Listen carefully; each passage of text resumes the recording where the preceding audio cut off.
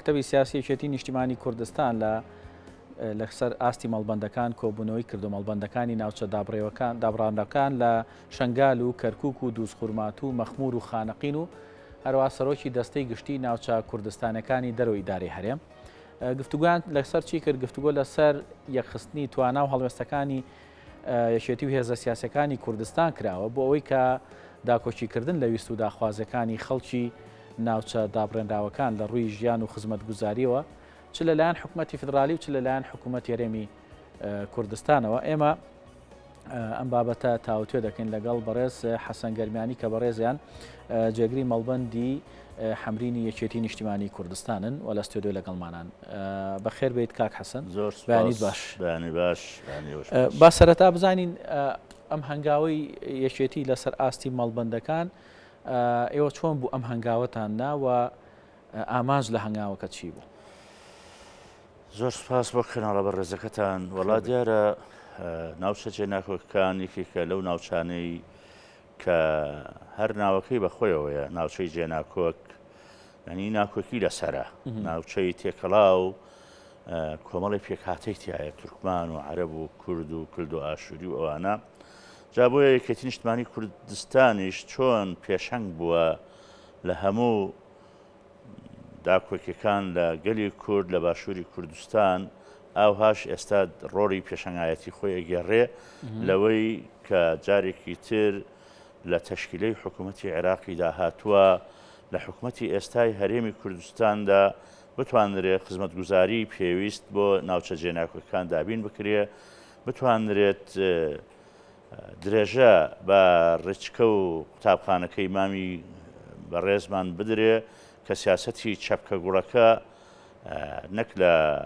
سنووری هەرێمی کوردستان بەڵکو زۆر تەکیدی لەسەر کردەوە کە ناوچەی تێکەڵا و ناوچە جێناکۆکەکان درێژە پێ بدرێ. لەسەر ئەساسی ئەو ڕێبازە بەڕاستی کاک ئاسۆمامەند دەستەی کارگێڕی یەکێتی نیشتیمانی کوردستان 22 مانگ واتە ڕۆژی پێنجشەمە ئەو کۆبوونەوەی سازدا کە سەرجەم مەڵبەندەکانی وەکو جەنابەت وتە شنگال و مەخمور و مەڵبەندەکانی کەرکووک و حەمرین لە خورمات و لەگەڵ خانەقینە لەگەڵ برای بەڕێز سەرۆکی دەستەی ناوچە جێناکۆکەکان کاک فەهمی بورهان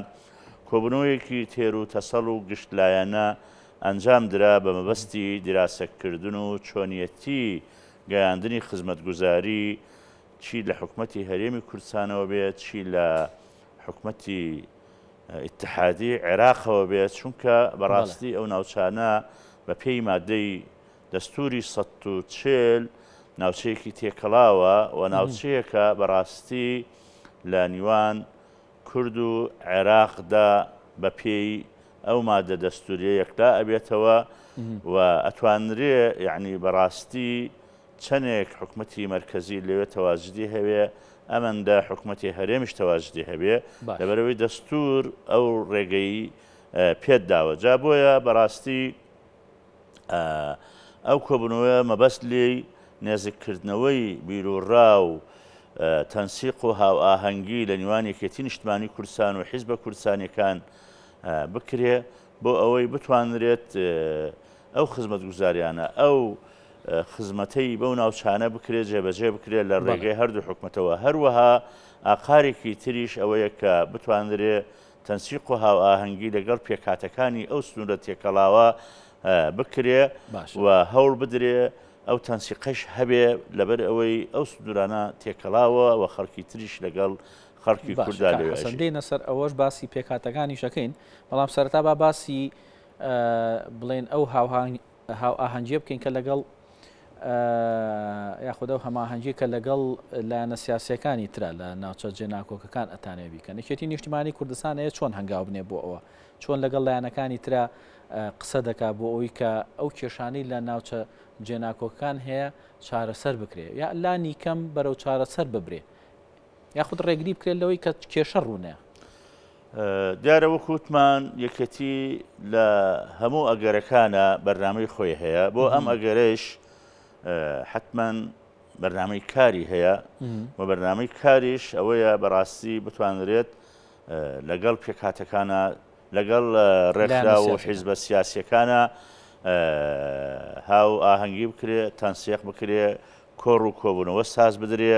بۆ ئەوەی دەنگی حزبە سیاسیەکانی کوردستان یەک بخرێ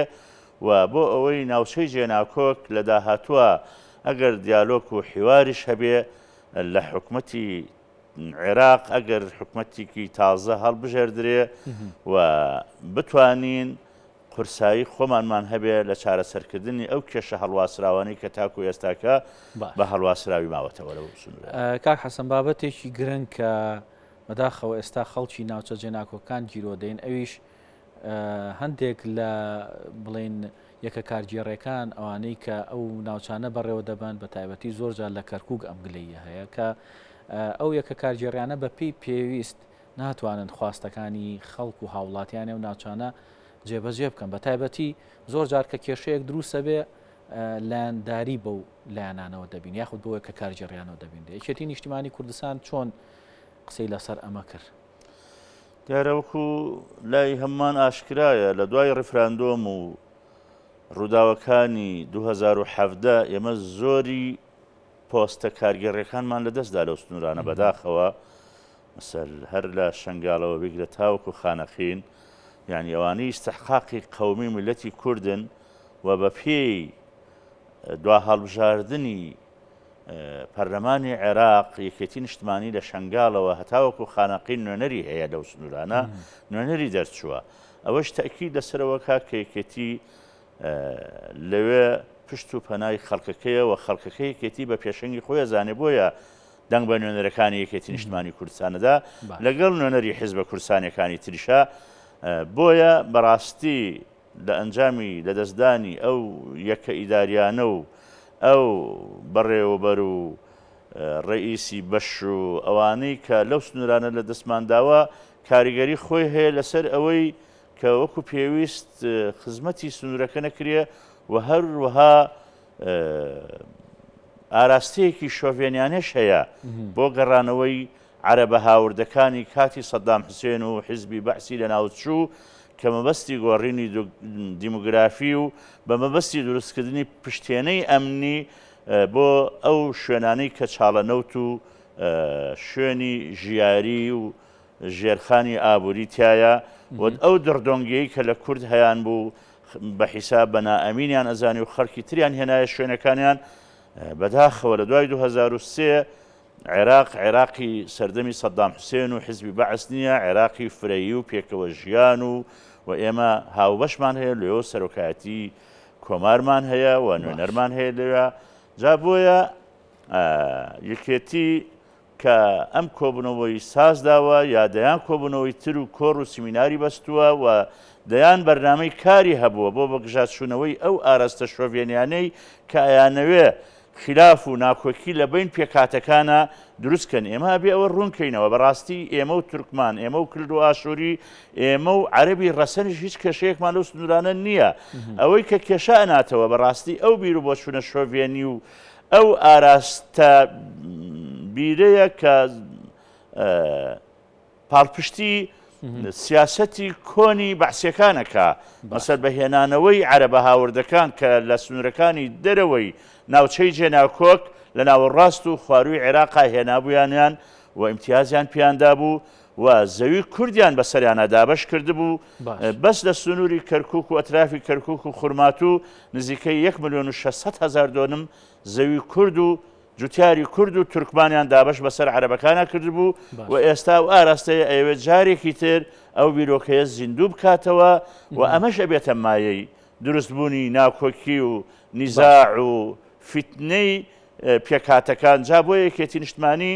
ئەو دەست پێشخەری کردووە و لە پێش ئەوەشا کردوێتی و بە تایبەت بە ڕێزمان جەلالی خوالێ خۆش بوو کە زۆر جار ئەیوت کێشەی کەرکووک وەکو نەشتەرگەری مێشک وایە ئەبێ زۆر لێزانانە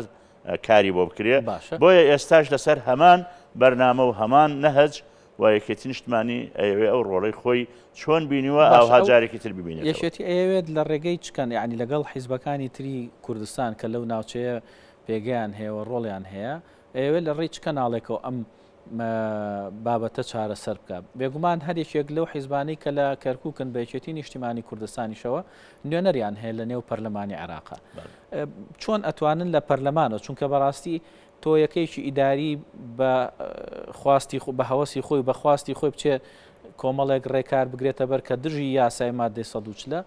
بێگومانە بێت لە پەرلەمانەوە تۆم کاری لەگەڵا بکەیتەوە ینی لە پەرلەمانەوە ئەم ڕێگری لەمە بکەیت زۆر ڕاستە وەکو وتمان یەکێتی نیشتمانی لە سەرجەم ناوچە جێناکەکان نوێنەری دەرچووە لەم خولەی پەرلەمانە و لە خولەکانی تریشا بۆ ئەوەی ئەتوانرێت و حیزبەکانی تریش نوێنەریان هەیە لە پەرلەمانی عێراق لەو ناوچانە ئەم هەمە ئاهەنگیە ئەم بەرنامە ڕێژیە و خشتەی کار ئەتوانرێ دەنگەکان یەک بخرێ بە تایبەت لە حکومەتی مەرکەزیە لە حیوار و دیالۆگەکانە کورد وەکو پاکێجێک بەرنامەی هەبێ بۆ ناوچە جێناوەکان لە شنگاڵەوە تاوەکو مەنەلی ئەوەش لە ڕێگەی نوێنەران لە پەرلەمانی عێراق دانیشتنەکان ئەگەر گفتوگۆی ئاشتەوایی یاخود لێک نزیک بوونەوە یاخود پێکهێنانی حکومەت دروست بێ حتمما لە ڕێی نوێنەرەکانمانەوە و ئەتوانرێ وەفد لەو سنوورانە دروست بکرێت لە خەڵکی یاسایی و هەروەها لە خەڵکی چالاکوانی مەدەنی کە شارەزای هەیە لە بواری یاسادا و بۆ ئەوەی بتوانرێت چۆن یەکێتی بەردەوام پارێزەرێکی سەرڕاست و ڕاستەقینەی خەڵکی ناوچە جێناکەکان بووە ئاوها بتوانرێت هەموو دەنگەکان یەک بخرێت لە پەرلەمانی عێراق هەموو پەرلەمانتارانی کوردی ئەو ناوچانە زائیدەن هەموو پەرلەمانتارانی کورد کە لە بەغدایە بتوانن لۆبیەک دروست بکەن و بتوانن کار بۆ ئەوە بکرێ کە ئێمە مادەی قانونیمان هەیە مادەی دەستوریمان هەیە جێبەجێ نەکراوە ئێمە هەوڵ بڵین پێیان بسەڵمێنین دیموکراسیەت وایە ئێمە پەنا بۆ حیوار و دیالۆگە بین بۆ مفاوەزاتە بین بۆ ئەوەی ئەو مادە دەستوریانی کە تاوەکو ئێستا جێبەجێ نەکراوە بۆ نمونە مادەی ١40 کە پێشا 57 بوو لە حکومەتی موقەتە مەسەل بەرنامەی هەیە بۆ ئاساییکردنەوە یەکەم مەرحەلەی یەکەم هەنگاوی ئاساییکردنەوە قەرە بووە دووەم مەرحەلەی گێڕانەوەی خەڵکە بۆ ئەو سنوورانە و ئامارکردنە سێەم مەرحەلەی ڕاپرسیە بۆ قەراردان بڕیاردان لەسەر چارەنووسی ئەو شار و شارۆچکانەی کە کەوتوتە ئەو سنوورەوە کاک حەسەن بابەتێکی تر کە ماوەی ڕابردوو بەداخەوە هەر ماوە ئەو شتە ئەبینین کە هەندێک لە ئەو کەسانەی کە وەکو تۆ باست کرد خۆیان بە حساب وەختی خۆی ئەم زەویانە هی ئەوان بوو بە تایبەتی لە ناوچەکانی خورمات و لەوێ لە پەڵکانە و لە ناوچانە ئەبیندرێ ینی کێشە دروست ئەبوو لە نێوان جوتیارانی کورد و لەگەڵ ئەو کەسانی کە داوای ئەو زەویانیان نەکردەوە زۆر جار هێزی ئەمنیمانە بینی تەداخوریانە کردەوەیە هێزی عێراقی یانوت پشگیری ئەو کەسانە ئەکەن و کێشە دروستە بوو یەکێتی نیشتیمانی کوردستان لەگەڵ حیزبەکانی تر ئەوێت چۆن چارەسەری ئەمە بکات چونکە هەندێک جار ئەو مەترسی ئەمنیانە لەوانەیە خەڵک بترسێنێ لەوەی لە سەرزەوی وزارەکەی خۆی بمێنێتەوە ئەگەر هێزی ئەمنی لەگەڵیا بێت بۆ ئاین لەگەڵ ئەو کەسانەیە بێ بۆ پشگیریکردنیان بەڵێ بە تایبەت لە ناوچەی سەرگەڕان 42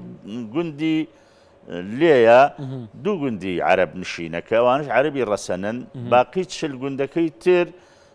بە تایبەت 6 گوندیان کێشیان لەسرە پەڵکانە و گابەڵەک و چەخماخە و کۆمەڵێ لەو گوندانە تاکو ئێستا دەیان ڕوبەڕووبوونەوەی تێدا بووە بەداخەوە هەندێک جار لایەنی سەربازی وێلایەنی خۆی پێشێل کردووە و پاڵپشتی لە لایەنێکی دیاریکرا و کە سوور ئەزانێت کە ئەمە خەڵکی سنوورەکە نوێ و خەڵکی ناوچەکە نییە بەداخەوە پاڵپشتیان لێکا بە تایبەت لە منتەقەی داقۆق لەوێش 3 سنوورمان هەیە ناوچەی کاکەی ناوچەی تاڵەبانی ناوچەی داوێ هەفتەغارەکان ئێستا حالیان یەکێک لەو کێشانەی ڕۆژانە دووبارە ئەبێتەوە لە ناوچەی هەفتەغارە چونکە 4 گوندمان 4 مقاتەعە 15 ئاوایی مەنسوور 16 ئاوایی فەریق ئەلبوسەراج داوودە 17 ئەلبوونەجم ئاوایی نەقی 18 جنگڵاوە نێزەکەی 7,000 دۆنمە بێ تا ئێستا تقریبا بە پاڵپشتی هێزی سەربازی عێراقی مەسەل هەندێ ئامری فەوج و ئەوانە لەوێ کە کورد ئەڕوا جووتکە تراکتۆرەکە یەگرێ و خەڵکەکەی سژنەکە بەڵام چاوپۆشی لە عەرەبە هاوردەکانەکە کە لە دوای 2017 بە شەو بە دزە کێنایانەوە پێچەوانەی مادەی 140 پێچەوانەی قانون و دەستوری حکوومەتی عێراقی فرەیی و پێکەوە ژیان ئەو عەرەبانە خەڵکی ناوچەی سەلاحەددینن خەڵکی قەزاوی دۆرن دوو عەشیرەتی عەرەبن ئەلبوعەلگە و عەشیرەتێکی مەحارەزەیان پێوترێ خەڵکی ناوەڕاست و خواروی عێراقن لە پارە و بودجەی تەرخانکراو بۆ گێڕانەوەی ئاوارەکانی دەستی داعش هاتوونە عەرەبە هاوردەکانیان هێناوەتەوە هاوکاریانیان کردووە بیری ئاویان بۆیان هەڵکردنەوە مەکتەب و مزگەوتیان بۆیان دروست کردووە جادەی قیر ئاوی لولەکێشی ئەمە گوایە حکوومەتی پێکەوە ژیان و فرەییە کە باسم کرد ئەو ئاراستە شۆڤێنیزمە بەڕاستی ڕۆژانە کێشە دروستە بێ کێشەی زۆر گەورە دروست بوو بەڕاستی هەواڵانی یەکێتی نیشتمانی کوردستان کێشەکانی بە ئاقارێکی هێوربوونەوە ئەوانە برد و بە خۆپیشاندانی سلمیانە زۆر جار سەلماندومانە بە